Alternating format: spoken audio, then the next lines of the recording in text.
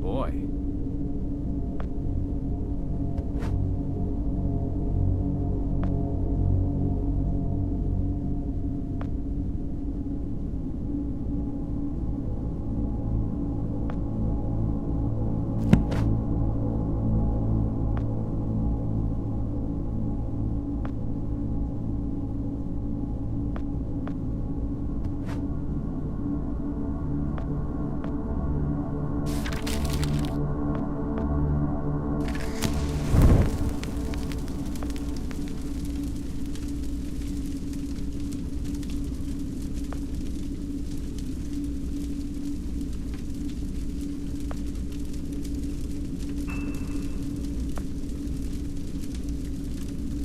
Nice.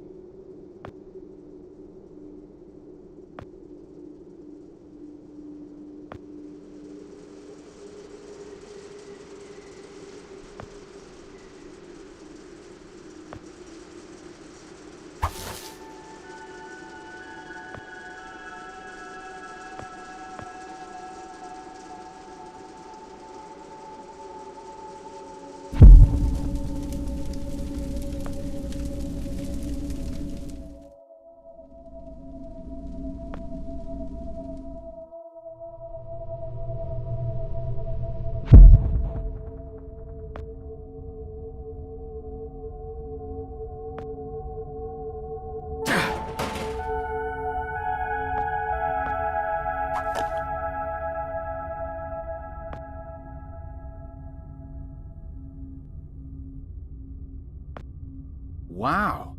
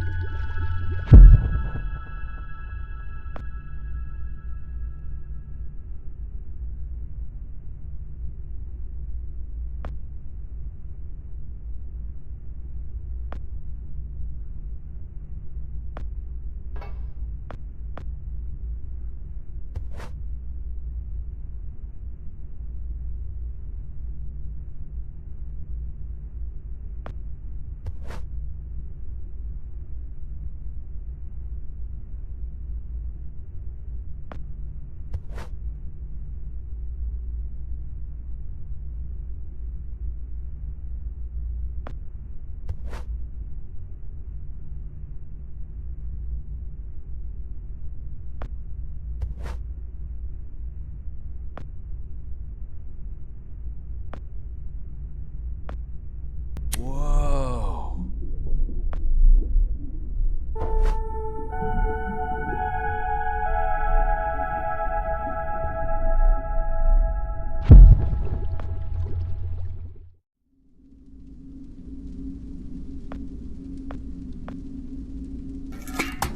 Far out.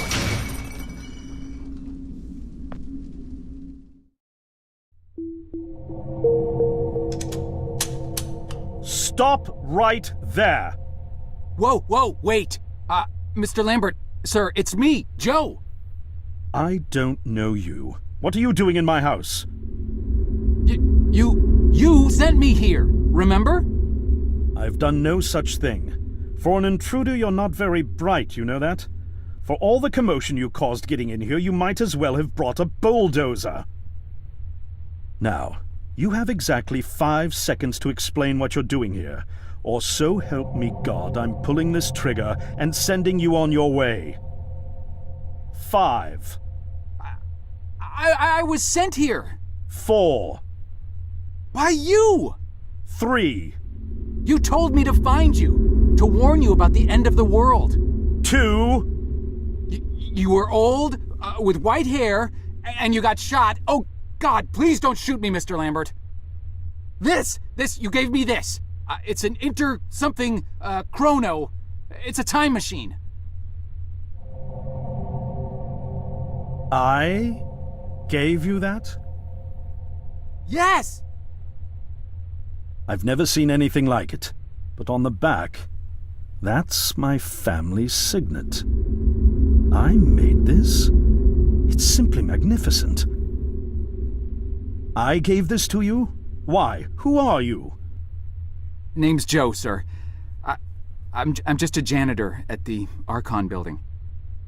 I found you in a room with a big, round door in the basement labs this morning, and you were dying. You said you'd come from 40 years in the future to stop the end of the world. I guess I was the only one around, so you gave me this and told me to find you and tell you all this, and I've been there. The future, I mean. A bunch of times. And you were right, Mr. Lambert. Everyone's gone. My God, so it did come to pass. They really did it, those greedy goddamn bastards. I told them this would happen. Wait. I was dying? How? You said you'd been shot. I had to actually find you at the morgue to get this address. Shot? By whom? No, wait. Don't say anything else. You succeeded in finding me, which means anything you tell me from this point on could alter the course of action that brought you to my doorstep. The less I know, the better. So, you've seen the future. What did you see? It's like a bad dream, sir. Everyone's gone. Buildings are coming apart. It's all just quiet. What happened, Mr. Lambert?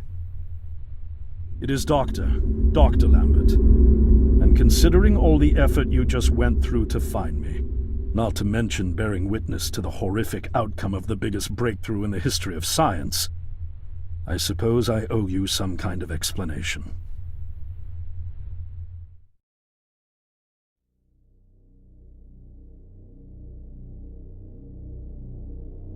I was 24 when I got hired by Archon, or Athena as it was called back then. Athena was one of the many weapons R&D companies formed during the Second World War. Unlike other R&D companies that had retooled themselves to pursue peacetime activities after the war, Athena had made enough money to continue chasing the next big thing in defense technologies. They were betting the farm on post-war Soviet expansion, raising the level of government paranoia to create a lucrative market for esoteric weapons research. I'd say they made the right bet.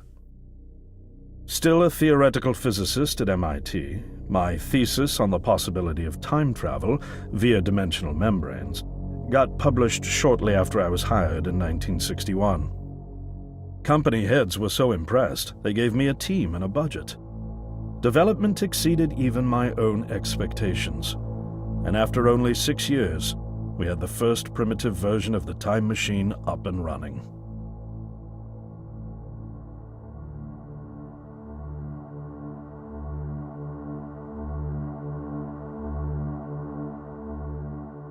Our first successful trials involved sending simple objects into the future with a timed return.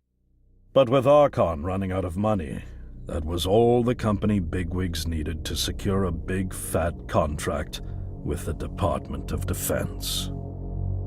Apparently, we had sold them on the idea that the technology could be used to go back in time and strangle communism in its cradle.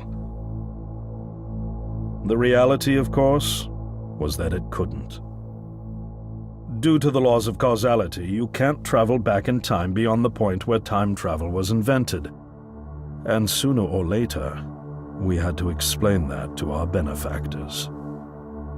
When they started pushing for progress reports, Archon management had to come clean, but instead chose to ease government concerns by claiming the technology could be used to bring back advanced weapons from the future. But this, too, was a lie.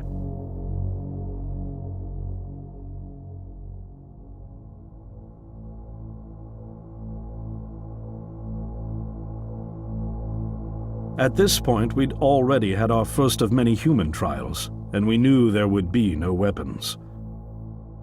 In fact, our results were as terrifying as they were baffling.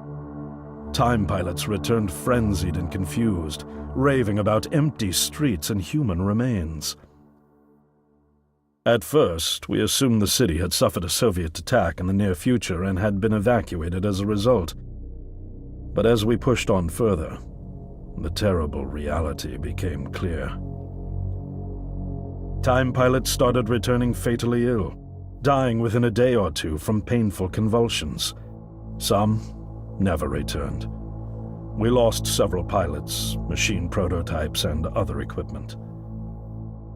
When the first contamination erupted in the lab, we were completely unprepared, losing 3 lab technicians to what we later identified as an incredibly aggressive airborne virus.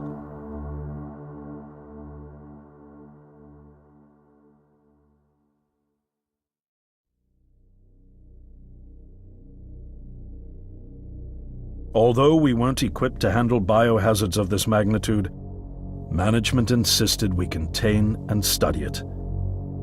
To keep our pilots and the virus alive long enough to study, we co-opted experimental cryotechnology from another project, Lazarus, and established a makeshift virus lab.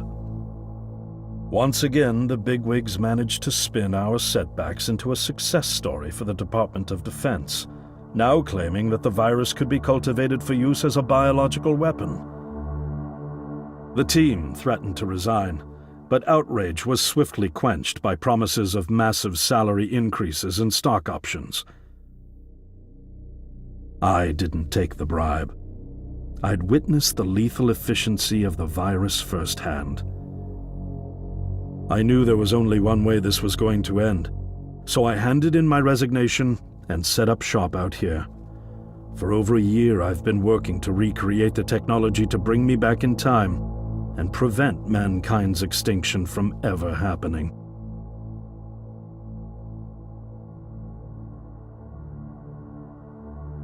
And now you're here, the harbinger of doom at my doorstep, wearing a boiler suit. Who could have imagined that Judgment Day would begin like any other Monday in May? In any case, unfathomable as it may be that you were able to bring this information to me, knowing is only half the battle. Preventing the outbreak will require more than just your tenacity. Me? Wait, what? Yes, I'm afraid I must rely on you one more time. You must go back to Archon and prevent the outbreak. No, that's, I mean, I'm really honored and everything, but... Believe me, you're the last person in the world I want to entrust with this, and I mean that quite literally. But by this time tomorrow, the entire city will have succumbed to chaos, panic, and death. You're here now, and you're all I've got. Wait, but what about you? Can't you fix this, Doc? Don't you have a plan? I can't go myself, because that would break the law of causality. The only reason you are here to warn me now is because I was there to send you. And the only reason I was there to send you is because I was able to bring my work to fruition here. But... We've no time to waste. It's the only way. You told me you found me this morning, correct? Yes, but... That means I failed to stop it, and the outbreak has already begun. The time pilot for today's trials must have brought the virus back from the future, which then somehow got out of the containment chamber and spread. That pilot is Patient Zero. I need you to destroy the supercomputer system controlling the time machine. All the research data is stored there too. You must destroy it before the time machine departs. I'm reconfiguring your device to send you back one day earlier. This should allow you ample time to return to Archon and get inside. On the other shore from here, about 500 yards down the road, is a rest stop. You'll find a van there, fueled and ready to go. Oh, I already have a ride. Which won't be there yesterday, you ninny. Now stop interrupting me. One last thing, and I need you to listen carefully because this is very, very important. Make sure you do not meet the earlier version of you. Why? What will happen? No one knows for sure. It's one of the conundrums not yet accounted for. There are theories, of course. None of them pleasant. Now, let's get you ready.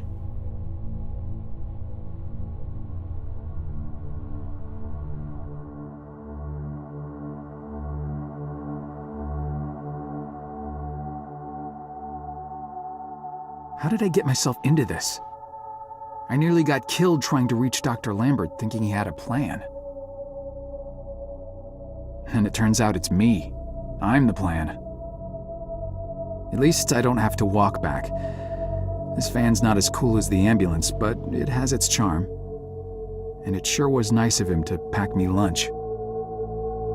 I wish he'd packed me a can opener for the beans, though. And some gas for the Bunsen burner. But I'm sure I'll think of something. I've got several hours of driving ahead of me after all. It'll be almost morning before I get to Archon. I just hope I have enough time.